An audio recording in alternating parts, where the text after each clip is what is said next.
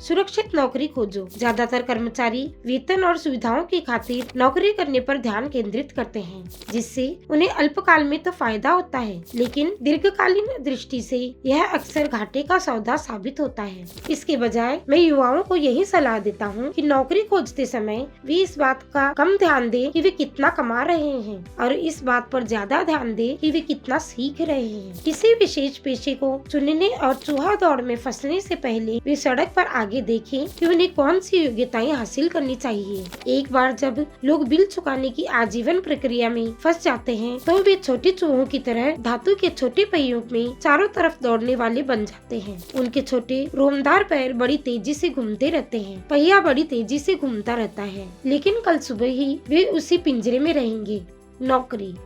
Tom cruise की film Jerry Maguire में बहुत से बेहतरीन संवाद हैं। शायद सबसे यादगार संवाद है, मुझे पैसा दिखाओ। लेकिन एक ऐसी पंक्ति भी है जिसे मैं सबसे ज्यादा सच्ची मानता हूँ। यह उस दृश्य में आई थी जहाँ टॉम क्रूज कंपनी छोड़कर जा रहा है। उसे अभी अभी नौकरी से निकाला गया है और वह कंपनी में काम करने वाले सभी लोगों से पूछ रहा है कि मेरे साथ कौन चलना चाहता है। इस बात पर सन्नाटा छा जाता है और कर्मचारी बर्फ की तरह जम जाते हैं। सिर्फ एक महिला बोलती है, मैं आना तो चाहती हूँ, लेकिन मुझे 3 महीनों में ही प्रमोशन मिलने वाला है। यह कथन शायद पूरी फिल्म का सबसे सच्चा कथन था। यह वैसा ही कथन है जिसका इस्तेमाल लोग खुद को व्यस्त रखने और अपने बिलों का भुगतान करने के लिए करते हैं। मैं जानता हूँ कि मेरे शिक्षित डैडी हर साल अपनी तनख्वाह बढ़ाने की राह देखते थे और हर साल निराश होते थे। वेतन वृद्धि पाने की खातिर योग्यताएं बढ़ाने के लिए दोबारा कॉलेज जाते थे, मगर एक बार फिर निराश होते थे। मैं अक्सर लोगों से यह सवाल पूछता हूँ, यह दैनिक गतिविधि आपको कहाँ ले जा रही है? उस छोटे चूहे की तरह मेहनत करने वाले लोगों को यह देखना चाहिए कि उनकी कड़ी मेहनत उन्हें कहाँ ले जा रही है, उनका भविष्य कैसा होगा। अपनी पुस्तक द रिटायरमेंट मिथ में क्रेग एस कॉर्पेल लिखते हैं, मैं एक बड़ी राष्ट्रीय पेंशन परामर्शदाता कंपनी के मुख्यालय में गया और एक मैनेजिंग डायरेक्टर से मिला जो शीर्ष के प्रबंधन के लिए बढ़िया रिटायरमेंट योजनाएं बनाने में विशेषज्ञता रखती थी। जब मैंने उनसे पूछा कि छोटे कर्मचारी को पेंशन में कितनी आमदनी की उम्मीद करनी चाहिए, तो उसने आत्मविश्वास भरी मुस्कान के साथ कहा, सिल्वर बुलेट। मैंने पूछा, यह सिल्वर बुलेट क्या है? उसने कंधे उचकाकर कहा, अगर बुजुर्गों को लगता है कि बुढ़ापे में उनके पास जीने के लिए पर्याप्त पैसे नहीं है, तो वे हमेशा अपने सिर में गोली मार सकते हैं।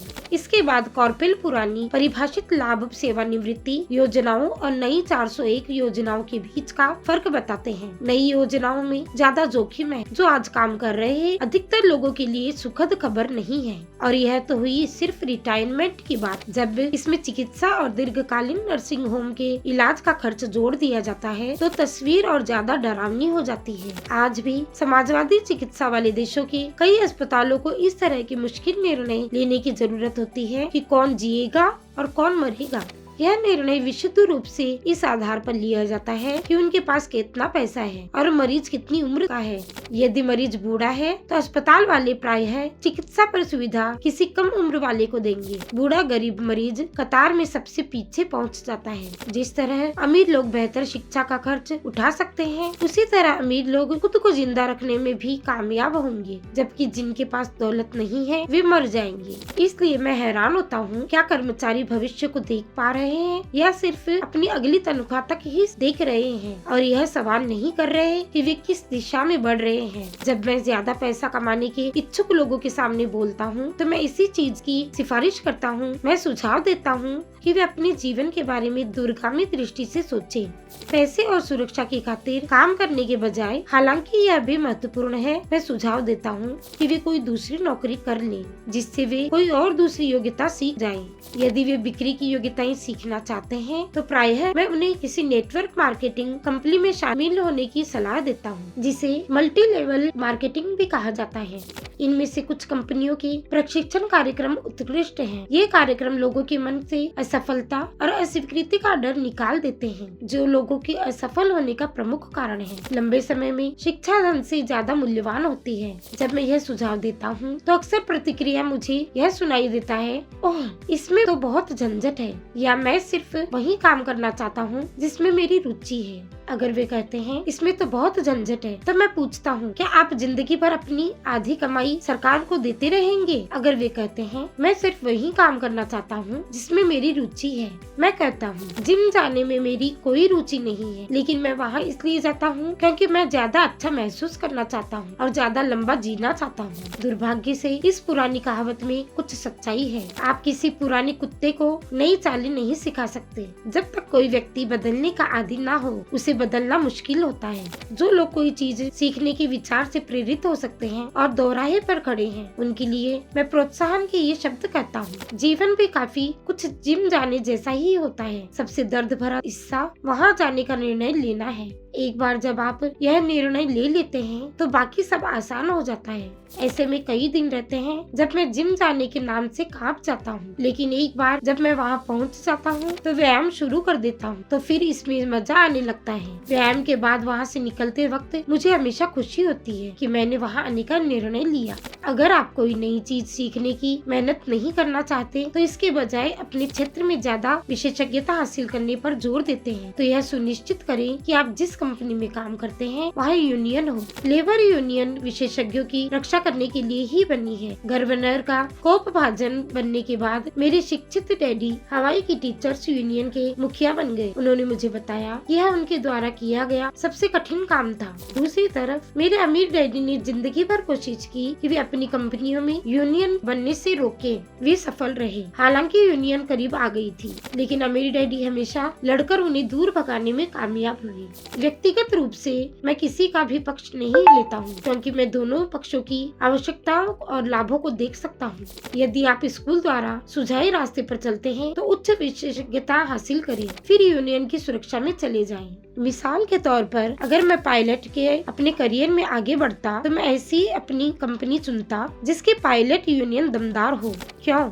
क्योंकि मेरा जीवन एक योग्यता से सीखने के प्रति समर्पित होता, जो सिर्फ एक ही उद्योग में मूल्यवान थी। अगर मुझे उस उद्योग से बाहर निकाल दिया जाता तो जीवन भर सीखी मेरी योग्यता किसी दूसरे उद्योग में उतनी मूल्यवान नहीं होती। किसी हटाए गए वरिष्ठ पायलट को जिसके पास भारी एयरलाइन परिवहन का 1 लाख घंटे का अनुभव हो और जिसे हर साल $1.5 लाख वेतन मिलता हो, उसे स्कूल में इतनी ऊंची तनख्वाह वाला पढ़ाने का काम खोजने में बहुत मुश्किल आएगी। एयरलाइन उद्योग में पायलटों को जिन योग्यताओं के लिए भुगतान किया जाता है वे स्कूल में उतनी महत्वपूर्ण नहीं है। आज यही डॉक्टरों के बारे में भी कहा जाता है। चिकित्सा में हुए तमाम परिवर्तनों के बाद कई चिकित्सा विशेषज्ञ HMO जैसे चिकित्सा संगठनों के अनुसार चलने की जरूरत महसूस करते हैं। स्कूल के शिक्षकों को निश्चित रूप से यूनियन का सदस्य होने की जरूरत पड़ती है। आज अमेरिका में शिक्षकों की यूनियन सबसे बड़ी और सबसे अमीर लेबर यूनियन है।